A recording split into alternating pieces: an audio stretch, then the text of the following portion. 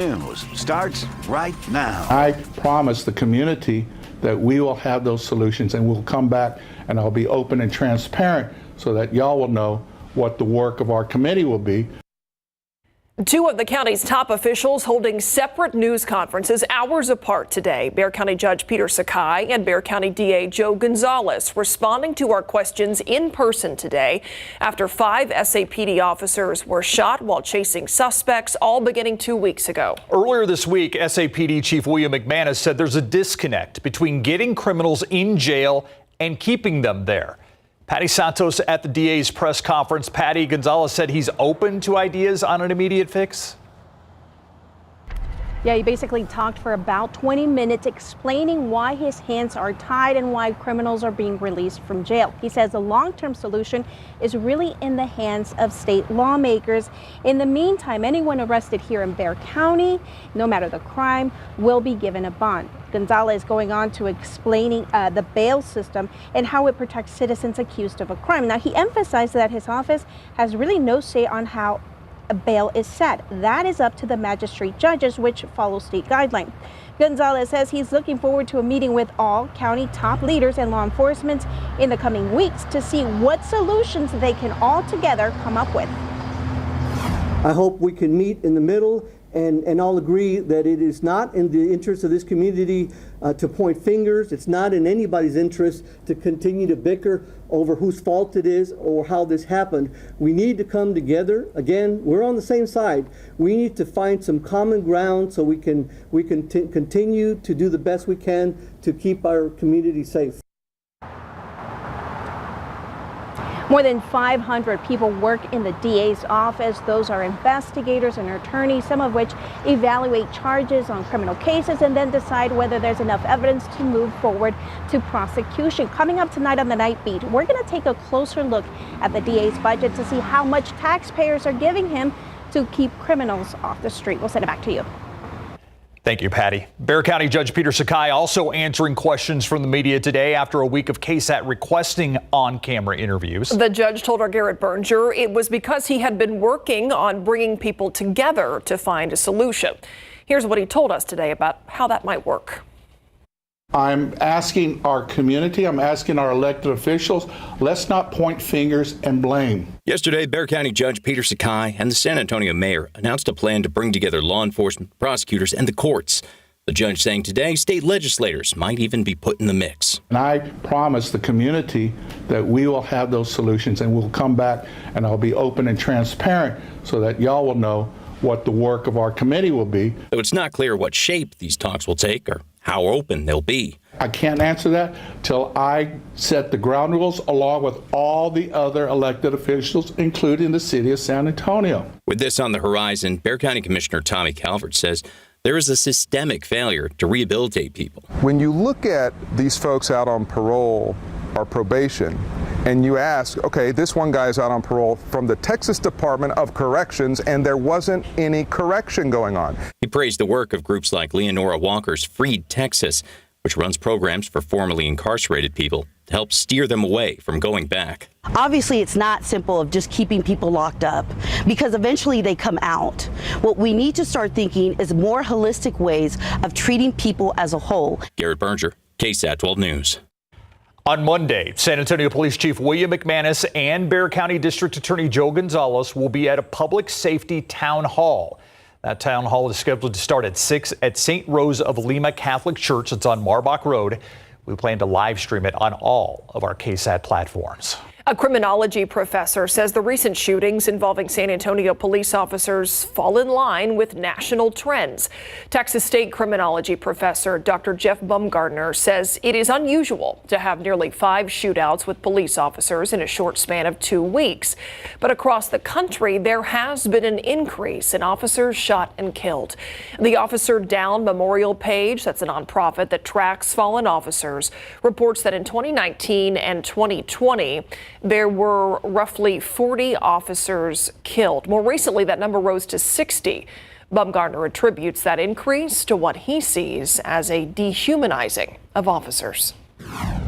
People forgetting that cops have families and dreams and hopes and things just like anybody else, and in most cases doing the very best they can in a tough situation. In multiple incidents, 5 SAPD officers were wounded and 4 suspects shot by police. One officer shot himself while pursuing an armed suspect. All in the last 2 weeks. None of the San Antonio police officers shot were killed. Thank you. Thank you. Thank you. Thank you. Thank you. That's the message from the San Antonio man found not guilty of murder. Guyan Perez admitted on a 911 call to shooting his mother's boyfriend in 2022. But he says it was to protect a family member. Our Daniela Ibarra shows us the emotional reaction to this verdict. We, the jury, find the defendant, Guyan Isaac Perez, not guilty of murder as charged in the indictment. Overwhelmed with relief and gratitude. Guyan Perez and his family couldn't believe a Bexar County jury cleared him of murder. I think we're all just very grateful that the jury was able to listen to the evidence, give it the time it deserved. In August of 2022, Perez was accused of shooting and killing 39-year-old Luis Rosales, who was dating Perez's mother. Rosales was accused of sexually assaulting one of Perez's close relatives. Perez's attorneys argue he was trying to defend a loved one. Wasn't looking for vigilante justice. He just didn't have anywhere else to turn. But prosecutors told the jury this trial is not about the accusations against Rosales. They say it's about Perez's actions. I'm not telling you to not be human. I understand being angry. I understand being furious. But that cannot play a role in deciding whether or not Guyan Perez was allowed to shoot. Now, Perez is a free man. We feel that justice has been served on Guyan. You know, he took the actions he took to defend the ones he loved. Perez's family tells me that they're glad that this chapter is behind them and they feel like they can finally breathe. As for Perez, his family tells me he'll finally get a good night's sleep. Reporting at the Cadena Reeves Justice Center, Daniela Ibarra, KSAT 12 News. The record high temperatures across the state have prompted ERCOT to declare a power emergency. The order allows Texas power plants to surpass pollution limits through tonight. ERCOT says it's an effort to meet the, quote, abnormally high demand for electricity. ERCOT filed the emergency order request after warning of potential rolling outages to meet that demand. But this morning, ERCOT's website indicated the outages might not be necessary after all. Yeah, I mean, you look at the 104 degrees, we just continue to be setting records in Texas. Mm-hmm. Yeah, not just here, but in Texas, and that's the thing. So here's the map of Texas, and look at the record highs that were hit today. Wichita Falls, 112 for the high temperature. That shatters the old record of 104. Abilene, 108, San Angelo, 105, Midland, Lubbock, all those are records. Del Rio tied a record. Laredo, we can go on and on. Houston, 104. That breaks the old record of 97. Here in San Antonio, 104. That's a record by 3 degrees and 12 degrees above average for this time of year. And if you're keeping track at home, 72 triple-digit days so far. We'll talk about the evening forecast for big game coverage and football games, along with rain chances returning soon. I'll see you in a bit. All right, thanks, Adam. Have you driven down Broadway lately, around downtown, just north of it? It is now an even tighter squeeze than before. Yeah, 2 sections of Broadway near downtown will be closed off for the rest of the year. Our Jonathan Cotto visited with 2 small business owners who are in survival mode as construction breaks ground. From behind the rubble are 2 small businesses struggling to survive. To be honest, it brings up a lot of emotions that are going to make me cry if I think about it. Alexandra's the owner of Max's Modern, a business she opened almost a year ago this month. But today her storefront is hidden behind broken asphalt and the sound of jackhammering. Between Brooklyn and McCullough, construction on Broadway is expected to go through December, creating a roadblock on small businesses, the most profitable time of the year. The holiday season. I, as a business owner, am really looking at having anywhere from 80 to 90% of my business completely taken away because I don't have foot traffic. And she's not alone. Right next door, Salvador Sainz, part owner of Mosna Chocolate and Coffee Company. It's like a nightmare, recurring nightmare for us. Both Salvador and Alexandra say they understand the construction is temporary, but the loss they are experiencing could have a permanent effect. I wish the city will take better care of us. Since we cannot pick up the business as we're supposed to, we can't employ people. We reached out to District 1 Councilwoman Dr. Suk Kaur, who says they've been working with the affected businesses during this construction period and will continue doing everything possible to minimize disruptions to their businesses. In this situation, what businesses, small businesses specifically need is some type of monetary funding, and that they don't have. Once these streets open, the small business owners are hoping business will pick up, but for now, they want to remind the public that they are up and running and ready to serve. Reporting Jonathan Cotto, KSAT 12 News. I want to take you back to a traffic trouble spot we showed you at 5 o'clock. This is the scene of a car fire. Actually, looks like a pickup fire at US 90 in Couples. It was just put out at the end of the 5 o'clock newscast. I want to show you that it is still causing disruptions out here. They're about to get it on the back of that tow truck and be taken away. But this is US 90 at Couples. What is left of a pickup that was on fire not too long ago? Still ahead here on the news at 6, the South Texas Blood and Tissue Center hosting a blood drive at the Guadalupe Cultural Arts Center. How this drive not only helps the blood shortage, but supports the arts as well. Coming up tonight on the Night Beat at 10, the school year has barely started, but one school is already closing its doors. We're going to talk to parents who have kids at Jubilee Highland Park and listen to what they have to say about moving their kids to other campuses. Those stories and more tonight on the Night Beat at 10. The South Texas Blood and Tissue Center held a blood drive today to help support the arts here in San Antonio. Partnering with the Gonzaga Foundation, the Health Center hosted a blood donation event at the Guadalupe Cultural Arts Center. The points that donors earned during this event could be given to the Guadalupe Center initiative to help fund music and dance classes for young students and seniors. It's part of the Double Your Impact initiative as a way to replenish the blood supply while also supporting the community. We started our Double Your Impact program in November of last year, and we have found that our community has taken to heart the response to not only helping the community through blood supply, but wanting to help other nonprofits. Next week, the city of San Antonio, alongside nonprofit organizations, putting together an international youth concert. Students from 12 countries making their way to the Alamo City to play with the San Antonio Youth Orchestra. Kids from San Antonio's sister city, Darmstadt, Germany, and their European sister cities will participate in the concert. The hope is to help bring together a variety of cultures. The significance behind it is showing that we can all come together on things like music, right? Things like art, things that maybe we don't speak the same language, but there's enough there that we can find in common where we can build those bonds and the friendships between these cities. The free concert will take place at St. Philip's College Wednesday, September 13th at 7 p.m. We keep talking about the search for any relief, and day by day we might be getting there. It doesn't feel like it yet. But patience, right? Yeah, okay. And it's not going to feel all that different as we see a shift in the weather pattern, but getting below triple digits, that's that psychological boost that we look for. Right? It is something. It's more than something. It's something special. More record heat, though, the next couple of days. Rain chances return tomorrow, starting tomorrow. And then we have Hurricane Lee to talk about in the Atlantic. It's a humdinger of a hurricane out there right now. All right, let's take a look at our forecast. Big game coverage this evening. Clear and, of course, pretty warm out there. You'll notice the high humidity, especially after sunset. Sunset, by the way, 7:48 p.m. Southeasterly wind at 10 to 15. Keep that in mind if you're getting that ball up in the air, you're kicking off and going for the extra point or the field goal. Anyway, 93 at 10 o'clock, so still in the 90s and low 90s as we start to wrap up some of the games.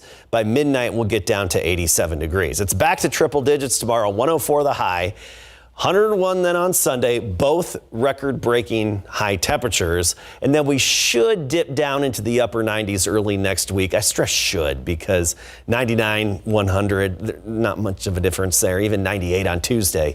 But then low to mid 90s possible Wednesday through Friday of next week as our weather pattern shifts, and we do have a weak cool front moving through our neck of the woods. Here's the big picture, and what I want to point out is the upper level high, that's off to the west.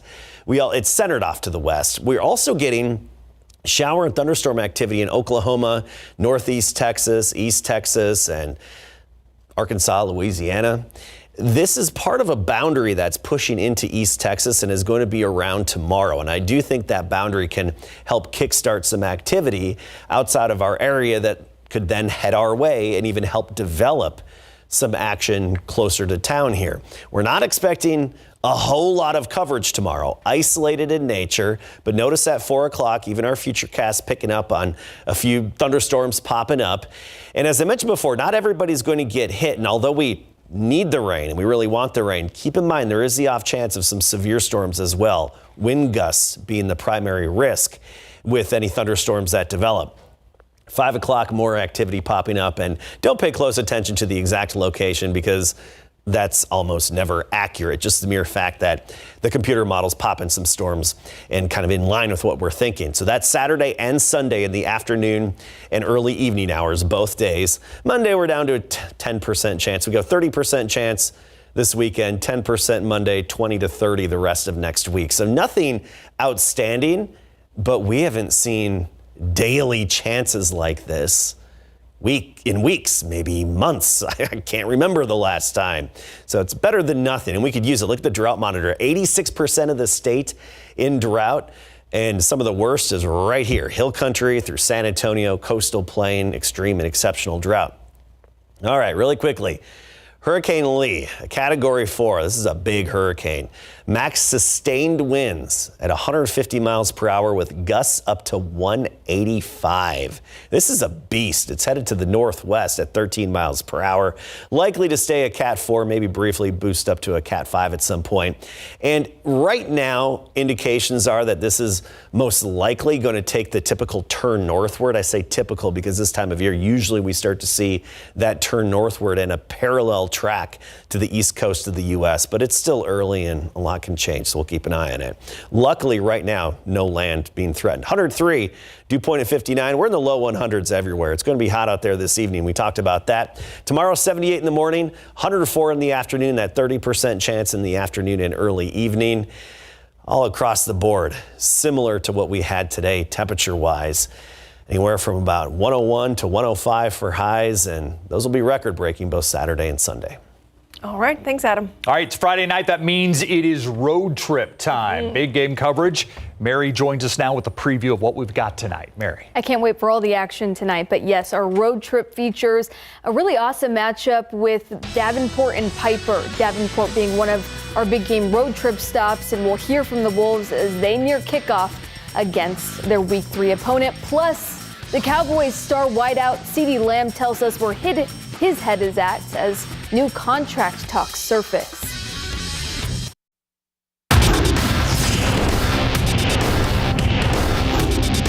I'm out of it. I don't even want. I got a Super Bowl to win and touchdown to catch. That's it. Dallas's stud wide out CeeDee Lamb is focused on two things, and neither of those involve thinking about early contract negotiations. It's time for Big Board Sports.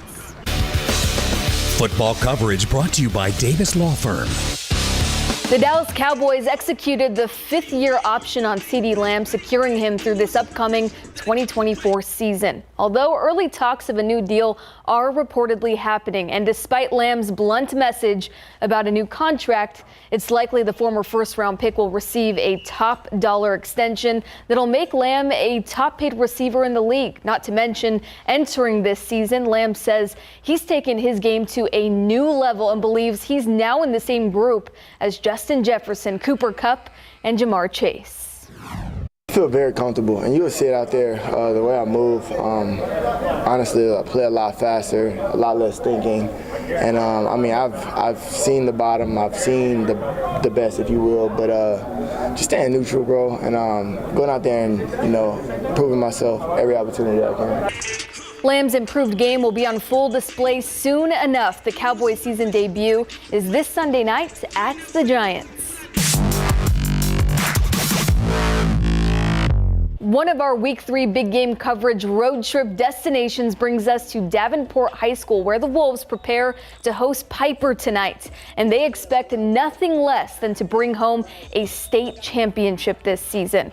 Yes, Davenport is new to the varsity scene as of last year, but in that first year, the team finished as District 13 4A D1 runners-up and ended the year with a 10-2 overall record. The Wolves enter Week 3 with a 1-1 record, and with that, the group is taking full advantage of Class 5A competition before their district competition begins Week 6. I don't think that we're ever completely out of a game. I think that no matter what, we still have a lot of fight and we can come back from anything because we have a lot of guys that play together really well, and we, I think, can accomplish anything. We just got to get out of our own way. Our name's getting out there. Like, we're no longer new, so teams no longer underestimate us, and that's why I don't like being underestimated, because I want to prove you wrong, and that's it. We are obviously one game away from winning a district championship last year, and one score away from who knows, going to the regional final. So there's big expectations in this team. We keep on talking about it from day one that we're not just looking to make the playoffs. Last year being our first year, it was one of those things like, all right, can we play with these guys? Not. And it was, let's get into the playoffs and see what happens. Well, this year we're talking about, let's not just get into the playoffs, let's win a district championship. Let's not just make a couple rounds in the playoffs, let's make a long run. All right, here's a look at the road trip map. New Braunfels hosts New Braunfels, Canyon, and Davenport, of course, hosting Piper. Highlights of the action coming to you tonight on the Night Beats. RJ Marquez and David Sears are live at the scene of our big game coverage, game of the week between Sam Houston and Jefferson. The SAISD Sports Complex, always a great environment. That is right, Mary, yes, and it is also very hot out here, so we're hanging out in the shade with the Jefferson band right now, getting warmed up, David. Yeah, and they don't have to do much to get warmed up. All right, two quick observations. First off, SAISD, come in here, Mark, look at it. This is brand spanking new turf. It's like a couple of weeks old. Look at that. Ooh, nice. Second observation, Sam Houston fans are sitting in the sun over there. It's got to be 10, 15 degrees hotter on that side of the field than on this side of the field. These people are all in the shade. Guess who's got the advantage? Well, we got the advantage right now. Yeah, again, some brand new turf out here at SAISD Sports Complex. Really nice, really kind of springy. All the rubber pellets, got that all going on. And you mentioned home field advantage here for Jeff as they get to hang out in the shade as we get set for this game. The third game of the week here for high school football season, second district game for these two teams. Yeah, they're already 3 games in. 2 games into district. Jefferson is one of the, 5 teams that are undefeated in the district that 1-0. Sam Houston's looking to get their record even. They lost last week to Burbank in the second half, and Jefferson had a nice big fat win last week. Absolutely. All right, guys. So we are also live streaming this live shot on KSAT.com. Make sure you download the KSAT BGC app for all your scores and live streams throughout the evening. David, any final thoughts? We're going to continue with the live stream, and we're going to toss it back to Steve and Myra, and we're going to say, go BGC coverage, go, baby. I'm glad that the Friday night dynamic duo is back at SAISD Sports Complex. Very nice. All is now complete. Yeah, exactly. The Simon and Garfunkel of high school football right there. We'll be right back.